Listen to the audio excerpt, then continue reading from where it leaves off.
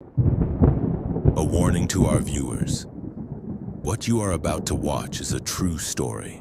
The following program contains content that some viewers may find disturbing. Viewer discretion is strongly advised.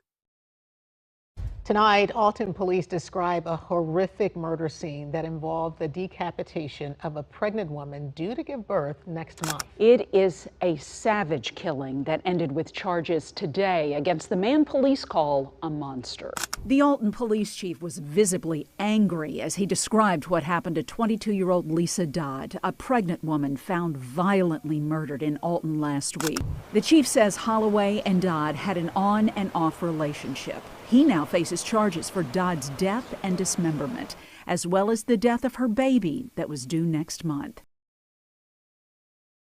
June 9th, 2022, 12:59 p.m., Alton, Illinois. A mother walks up the stairs to her daughter's apartment on Bolivar Street. She's worried. She hasn't been able to reach Liese all morning, and that's not like her. The door is unlocked. She steps inside, and in the next few seconds, Heidi Noel's life will shatter in a way no parent should ever experience. What she discovers in that apartment is so horrific, so savage, that even hardened police officers will struggle to put it into words. 22-year-old Liese Dodd is dead, brutally murdered, decapitated. And she wasn't alone. Inside her, just weeks away from being born, was her baby daughter. A little girl Liese lovingly called Baby Bean. A child who would never take her first breath, never know her mother's embrace, never have the baby shower that was planned for the end of June. This is small-town Illinois in 2022, a place where young women should be safe, where expectant mothers should be planning nurseries, not fleeing for their lives. But for Liese Dodd, her apartment became a house of horrors. And the person who killed her was someone she'd trusted, someone she'd loved, someone she'd given 2 years of her life to in an on-again, off-again relationship that would end in unimaginable violence.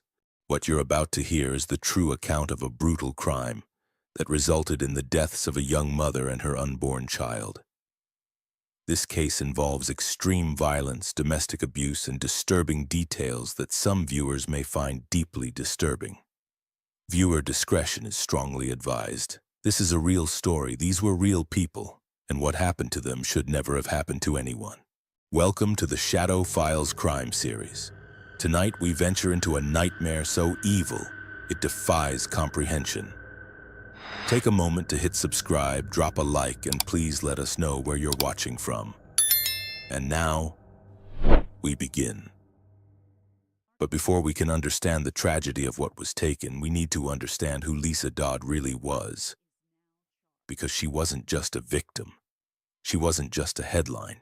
She was a person, a daughter, a sister, a friend, a mother-to-be whose life mattered long before it was stolen. August 14th, 1999. Liese Ann Dodd entered the world in Alton, Illinois, welcomed by her mother, Heidi Noel. From the very beginning, there was something special about this little girl. The kind of child who didn't just exist in a room. She transformed it.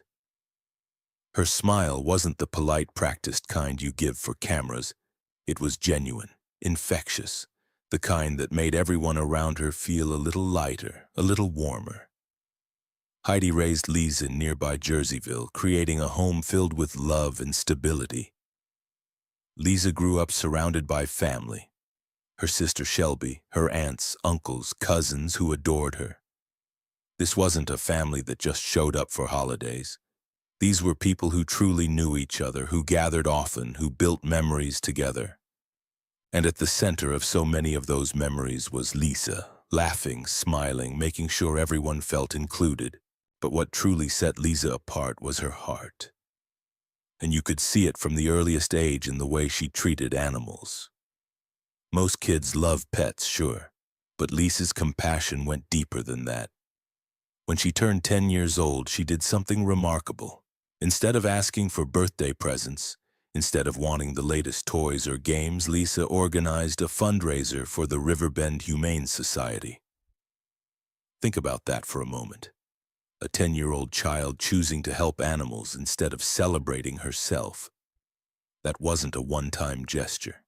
That was who Liese was at her core, someone who saw need in the world and felt compelled to do something about it. As she grew older, that compassion extended to the people around her.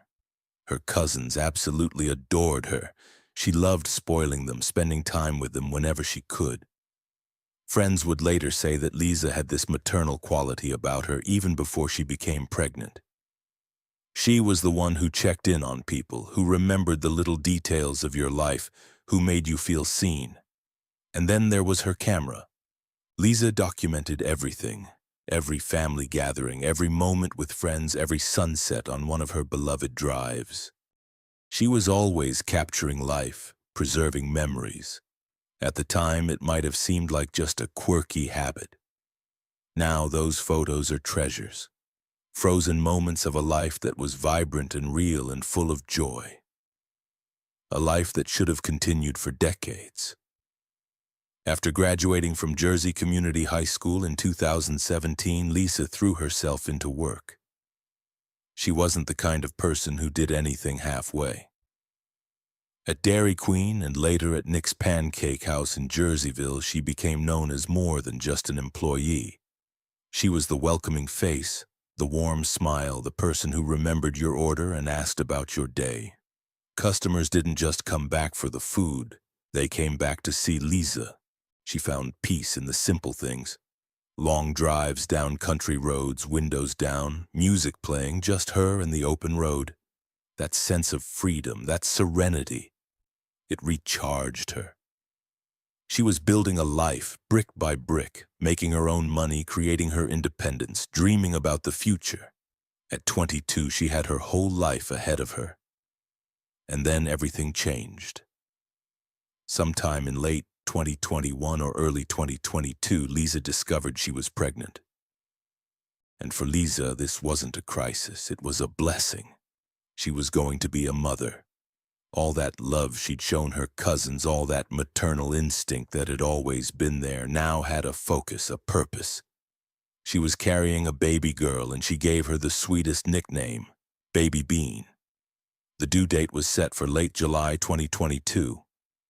Liese threw herself into preparation. She was planning the nursery, buying tiny clothes, dreaming about who her daughter would become. Would she have Liese's smile? Her love of animals? Her kind heart? The excitement was palpable. Her family rallied around her with support and love. They were planning a baby shower for the end of June, a celebration of new life, new beginnings, new hope. Everyone who knew Liese was certain of one thing. She was going to be an incredible mother.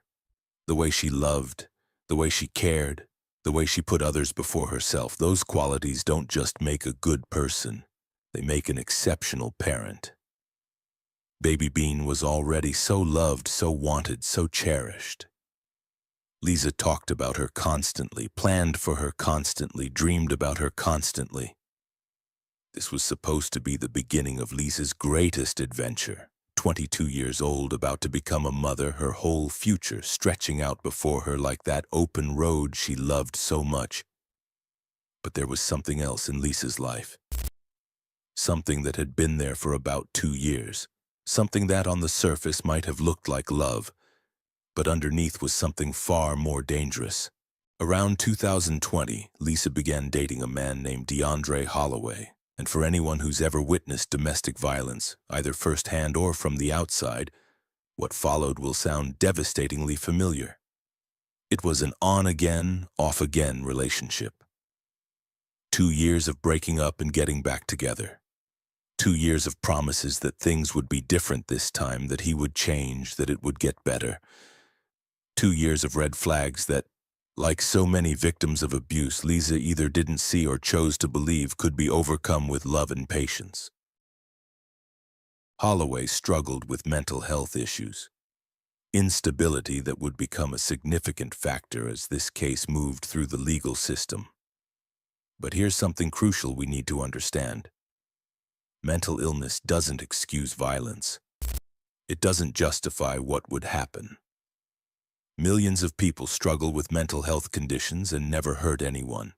Mental illness can explain behavior, but it can never ever excuse taking another person's life.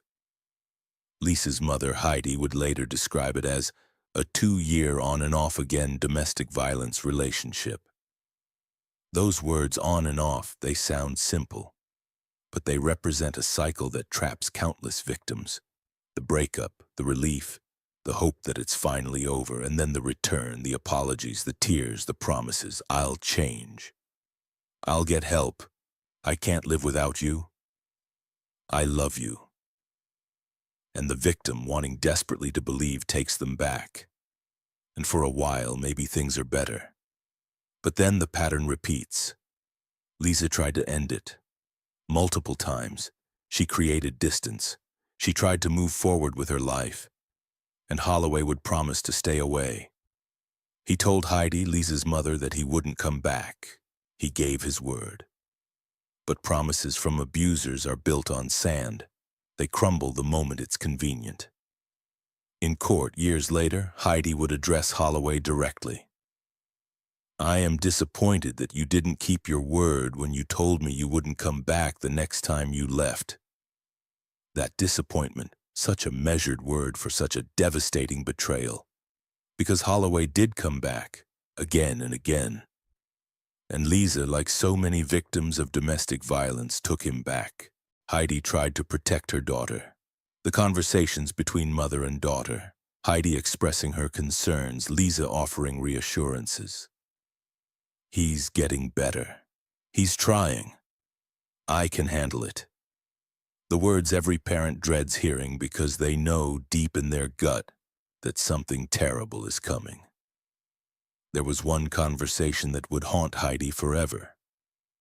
Holloway had been at the apartment all day and he complained to her, I've been here all day, it's like being in jail and I hate being in jail. Just words at the time, complaining about boredom, about feeling confined. But later those words would take on a chilling, devastating significance.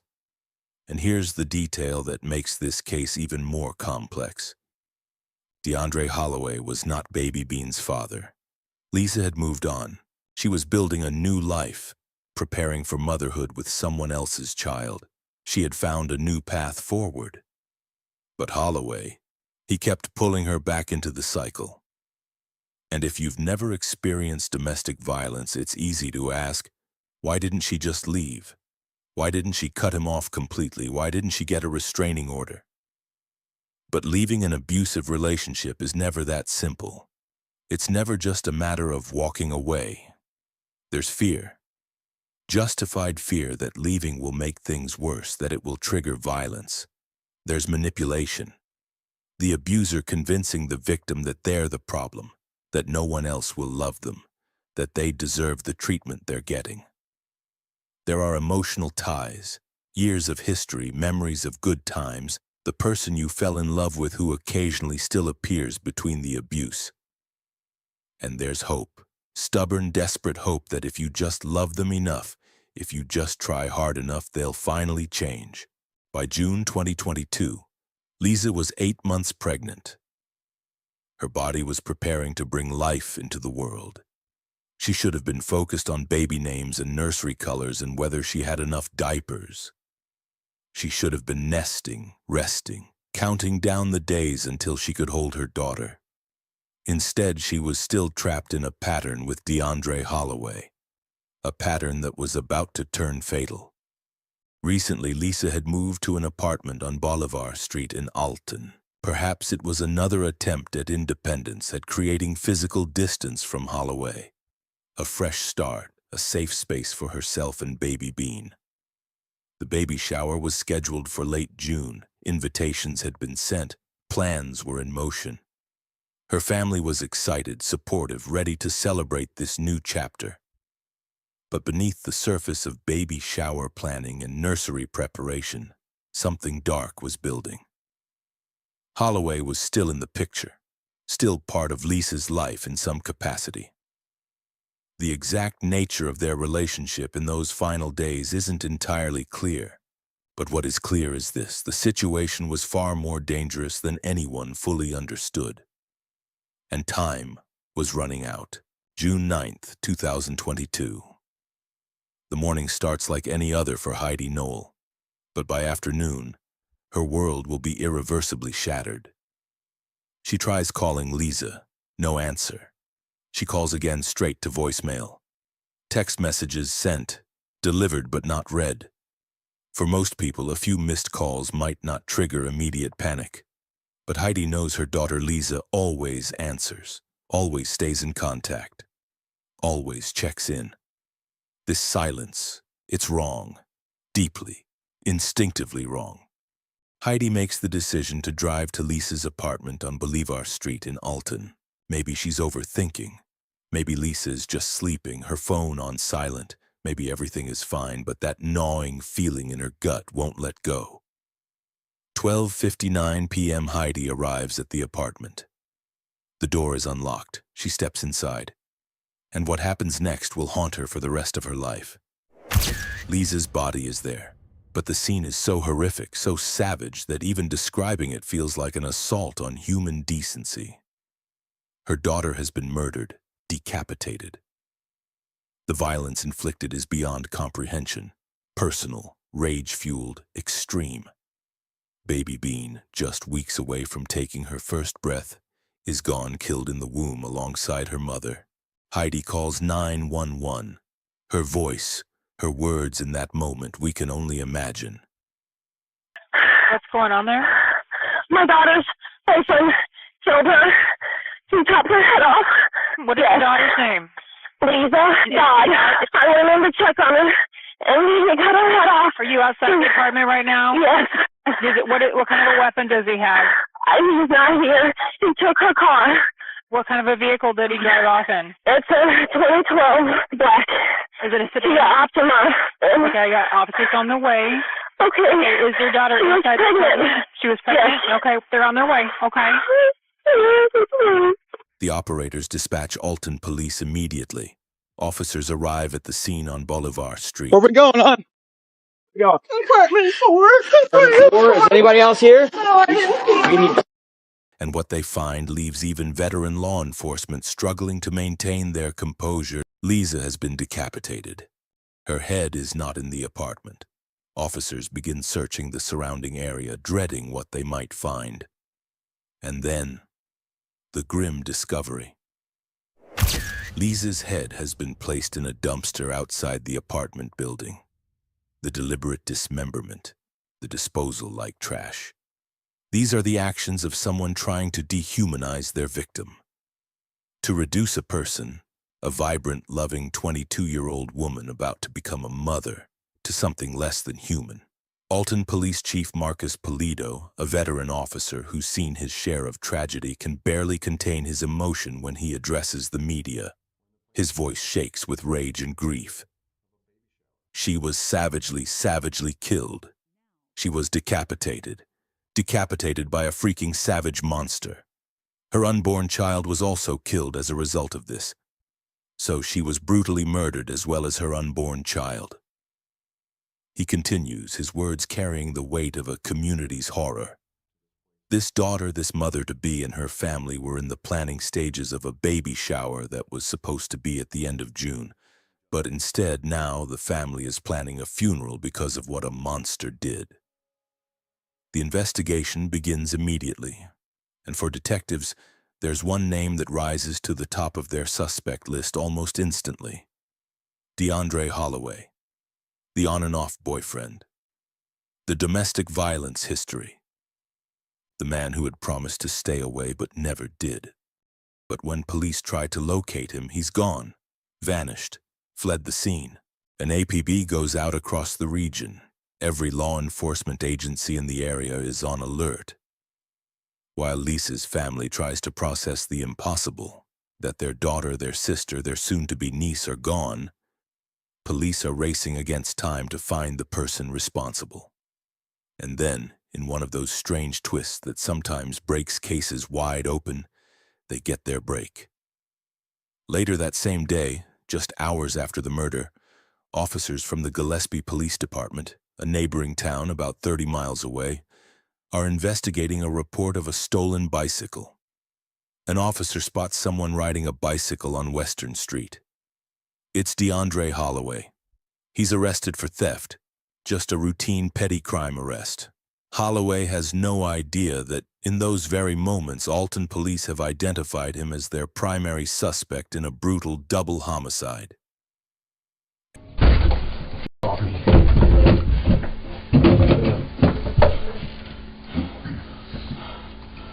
You search him? Yeah. Still don't have a name. That's okay. What's her name? What I have? What's that? What I have? You have cannabis on you. Oh, That'll sweet. leave. Okay, exactly. Right. Need some water or anything? Yeah, I would like some water because, you know, you guys gotta, Hey. You need some water? Yeah. Okay, please get you some water. Okay, so what's your name? What they're gonna do is... I literally asked if I was being detained. That man said no. And then he proceeded to ask me the same question over and over and over. And I said the same thing. And again, he's just not having it because he's got an attitude problem with me. I got an attitude problem too. I know I got one. I got one. That's why I'm not sitting down. But you know I can make you sit down, so I'm not. Do it. What did I just say? Do it. Look at me now. I said I could. Do it. I'm not gonna do Because it. you're scared. Exactly. I'm handcuffed. Scared for what? Do it. You know, guy, we're not gonna get into this. Oh, thank you. I appreciate it. Well, don't you just being mean to me though? I'm not being mean to you. So why am I here? Because you're under arrest for theft I was exercising. on a stolen bike. How? I don't know you guys. I don't know any of you.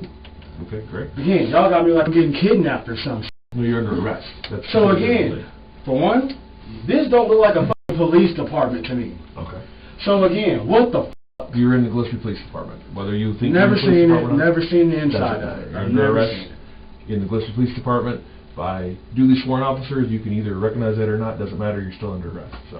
And I'm just exercising. I just don't get why I'm under Okay. arrest. All right, then. The officer talk to you. If you don't want to talk to the officer, that's your right, sir. But you are under arrest.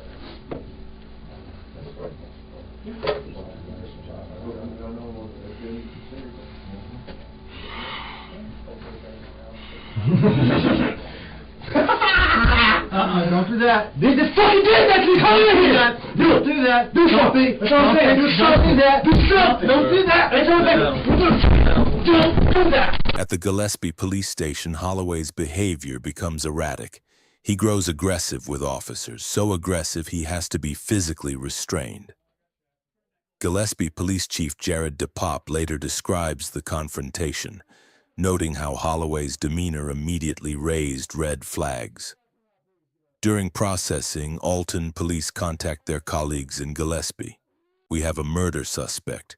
We think you might have him in custody." They compare notes, confirm the identity, it's him. A stolen bicycle, a random, almost absurd petty crime has gotten a killer off the streets. 4 days later, on June 13, 2022, Deundrea Holloway is formally charged. The list of charges is staggering: 2 counts of first-degree murder, 2 counts of intentional homicide of an unborn child, dismembering a human body, offenses relating to motor vehicles, concealment of a homicidal death. His bond is set at $2 million. Madison County State's Attorney Tom Hain addresses the media, his words measured but carrying unmistakable gravity. "We offer our sympathy to the family of Liese Dodd for the profound loss they are suffering. We believe the evidence will show that the defendant's gruesome actions here killed both a young woman and the child she carried in her womb. In the eyes of the law, both these killings are equal, and he will now face justice for both."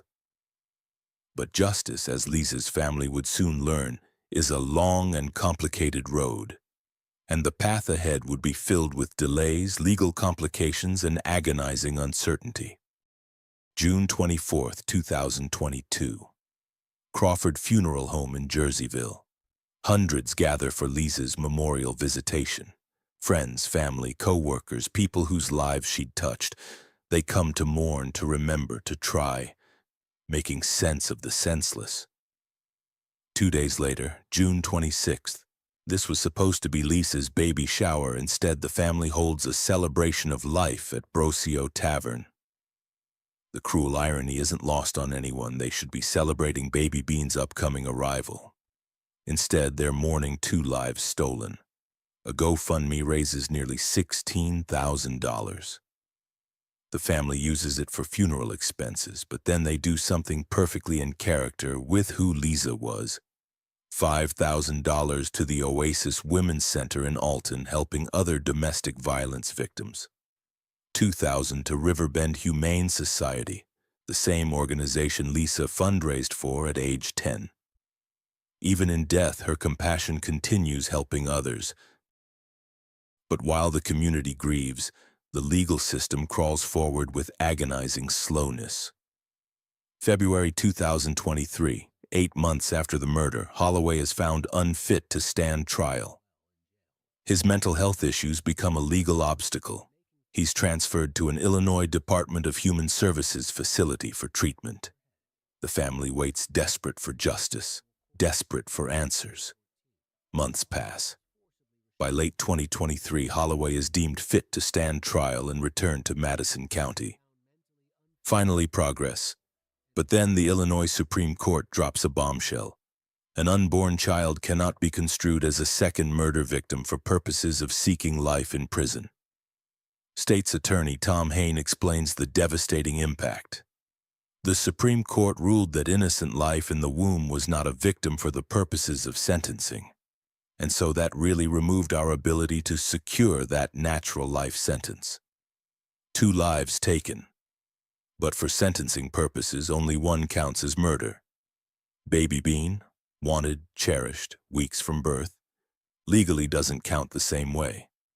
Each delay, each complication adds layers to the family's anguish. Then, December 16th, 2024, nearly 2.5 years after the murder, Deundrea Holloway pleads guilty. First-degree murder, intentional homicide of an unborn child, concealment of a homicidal death. The plea means the family is spared a trial. No testimony describing the crime scene. No reliving every horrific detail in open court. After over 900 days of waiting, there's finally an end in sight. Sentencing is scheduled for January 17, 2025. After all this time, the family will finally have their moment to speak, to look Holloway in the eye, to tell him what he's taken, and to watch as a judge decides how many years he'll spend behind bars for destroying 2 lives. January 17, 2025. After more than 900 days of waiting, the moment has finally arrived. Madison County Associate Circuit Judge Neil Schroeder presides over the sentencing hearing. The courtroom is packed with Liese's family and friends, all there to witness justice, however incomplete it might feel. A photograph of Liese is projected on a screen near where Deundrea Holloway sits. He's forced to look at her, at the woman he murdered, at the vibrant, smiling face of the life he destroyed. And then, Heidi Noel stands to give her victim impact statement, the moment every parent dreads, standing in a courtroom speaking about your murdered child while facing their killer. Her voice is steady, but the words carry the weight of unbearable loss. On that night, I received a life sentence, to live the remainder of my life without my beautiful, loving, sassy daughter. A life without knowing the joy of watching Liese raise my granddaughter. She addresses Holloway directly, and what's remarkable is that she doesn't speak with hatred or rage.